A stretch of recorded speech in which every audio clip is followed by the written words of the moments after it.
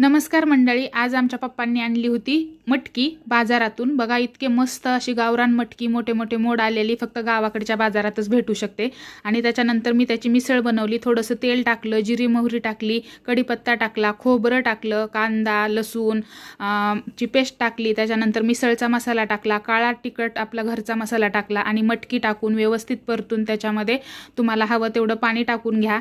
वरतून थोडंसं चवीपुरतं मीठ घाला, लसण कोथिंबीरीची पेस्ट ॲड करा आणि त्याच्यानंतर मिसळ मसाला परत एकदा अजून वरतून पसरून घ्या आणि मस्त अशी मिसळ तुमची तयार होईल। मस्त तरी येते ह्या भाजीला। आणि त्याच्यानंतर मी ह्या भाजीवरती बघा फरसण, शेव चिवडा हे पण बाजारातून घेऊन आले होते पप्पा, तेच वापरलेला आहे आणि थोडासा कांदा, कोथिंबीर, लिंबू टाकलेला आहे। तुम्हाला कशी वाटली आजची रेसिपी नक्की कमेंट करून सांगा। आणि पाव ही बिलकुल जे आपलं मिसळसोबत खायचे पाव असते सेम तसे पाव मिळाले होते आम्हाला।